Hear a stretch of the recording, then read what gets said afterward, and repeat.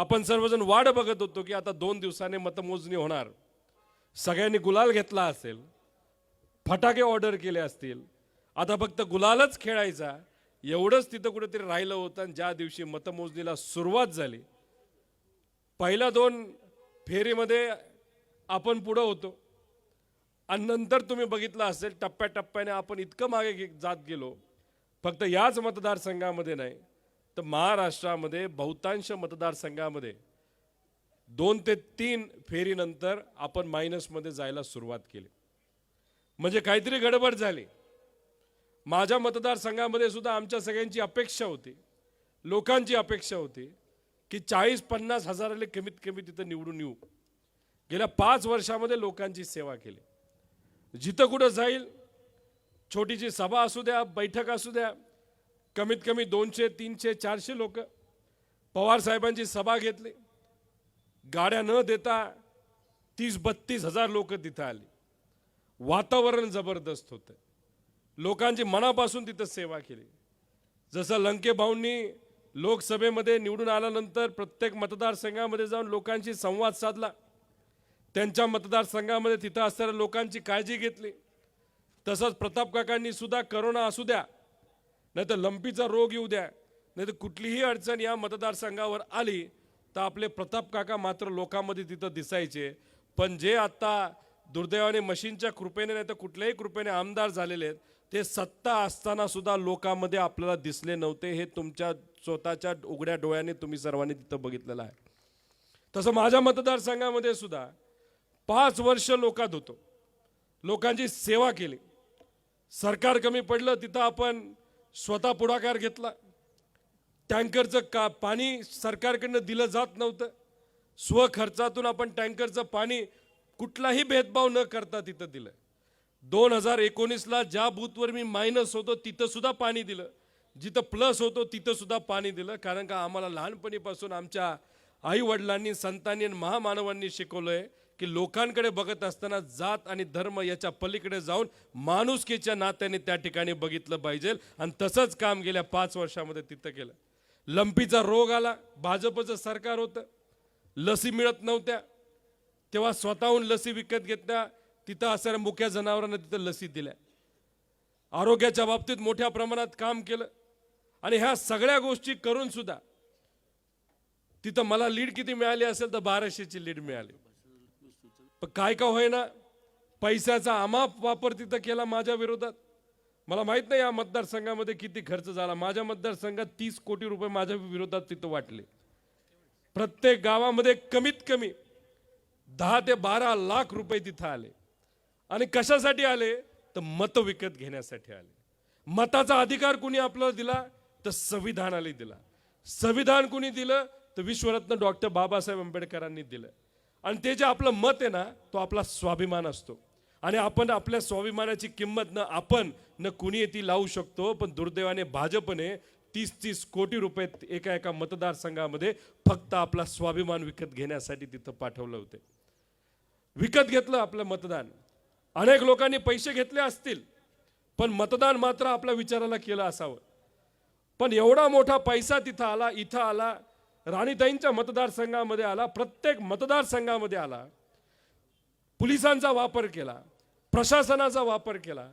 जे अधिकारी आहेत, BDO आहेत, तलाठी आहेत, त्यांना सांगण्यात आलं, ग्रामसेवकाला सांगितलं आलं की लोकांना जाऊन सांगा, जर भाजपचा आमदार इथून निवडून नाही आला तर तुमचं घरकुल बंद होईल, तुम्हाला हप्ते मिळणार नाही, तुमचा डोल बंद होईल.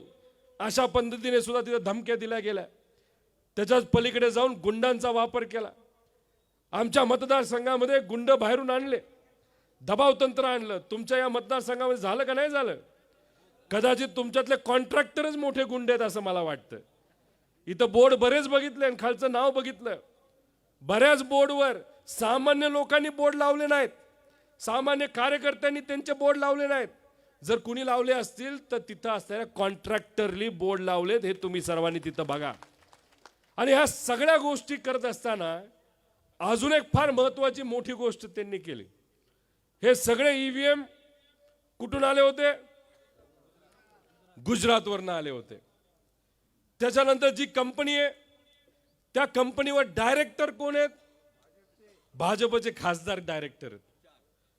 म्हणजे या महाराष्ट्रातून आमच्या युवांना हाताला काम देणारे जे सर्व प्रोजेक्ट आहेत, ज्या सर्व कंपन्या आहेत, त्या सर्व कुठं नेल्या? गुजरातला नेल्या. मात्र गुजरातले आम्हाला काय दिलं? तर ईव्हीएम दिलं.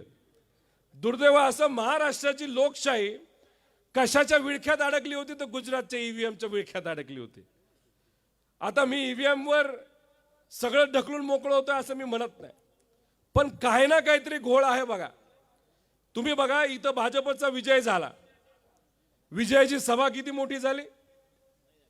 नाही झाली. जेव्हा गुलाल खेळण्यासाठी लोक आली होती तेव्हा दिसली का तिथं? किती होते? किती होते? किती लोक आली होती?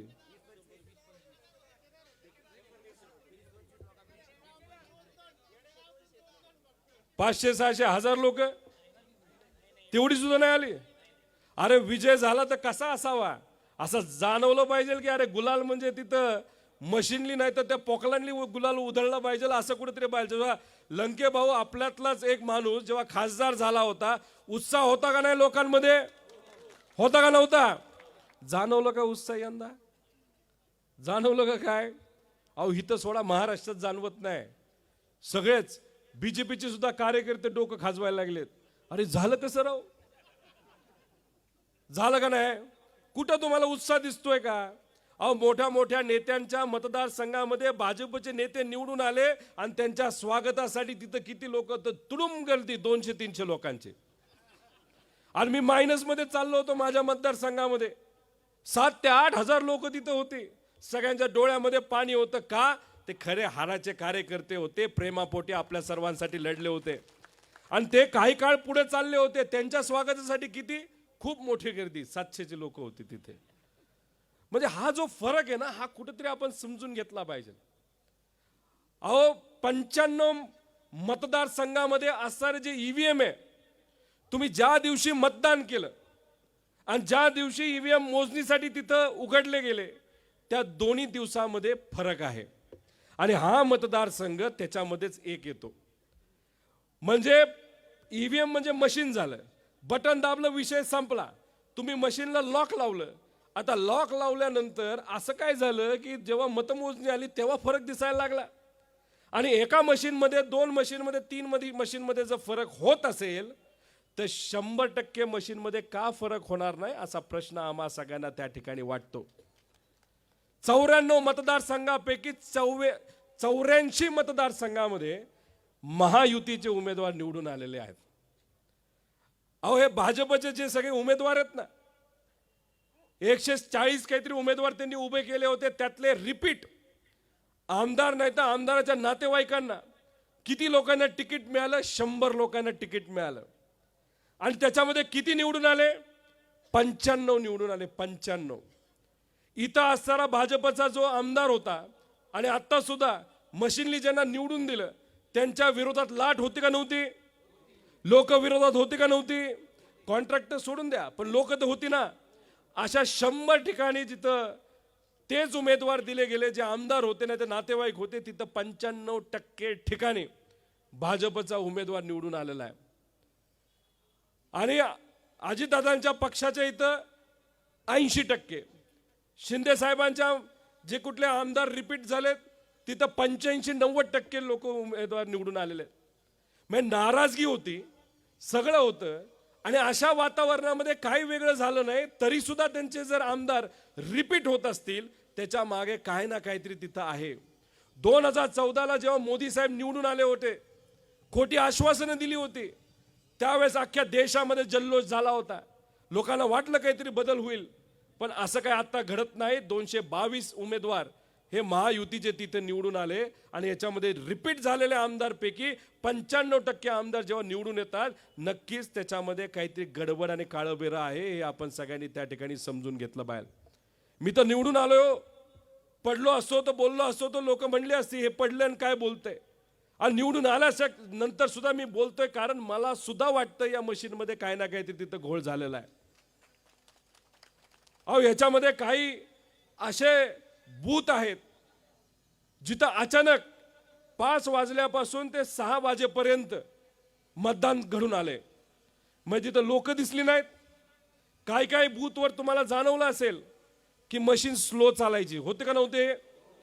मशीन स्लो का चालवली गेली असे काही तज्ज्ञांचं मत आहे. कारण का स्लो चालवत चालवत लोकांना गर्दी दाखवायची आणि शेवटच्या तासात आणि अर्ध्या तासात तिथं वेगळ्याच पद्धतीतच मशीनलेच मतदान केलं, असं अनेक तज्ज्ञांचं त्या ठिकाणी मत आहे. बर, मगाशी इथं 15,000ची चर्चा झाली, माझ्या मतदारसंघामध्ये 40,000ची चर्चा झाली.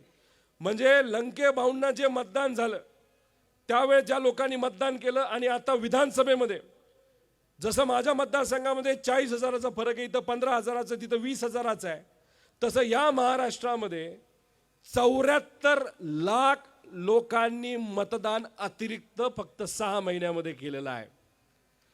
आणि हे प्रमाण गेल्या 5 वर्षात गेलो, नाही तर अजून 5 वर्षात गेलो तर किती असतं? 11 लाख ते 20 लाख. ह्याच्यापेक्षा पुढं कधी इतिहासामध्ये झालं नाही. याच इलेक्शनमध्ये 74 लाखाचा तिथं फरक झालेला आहे. आणि हे 74 लाख मतदान कधी झाले तर संध्याकाळी 5:30 ते 6च्या दरम्यान. आणि आमच्या सगळ्यांचा अजून एक आक्षेप आहे की 5:30च्या आसपास बरीच मशीन बंद पडली होती. आम्ही मशीनचा रिपोर्ट मागितलाय, अजूनपर्यंत आम्हाला मशीनचा रिपोर्ट दिला नाही. का एका बाजूला 74 लाख मतदान हे फक्त अर्ध्या तासामध्ये नाही तर 45 मिनिटामध्ये होतं आणि बऱ्याच ठिकाणी मशीन सुद्धा बंद पडतं होतं. तर याच्या मागे कारण काय असा प्रश्न त्या ठिकाणी आम्ही सर्वजण करत आहोत.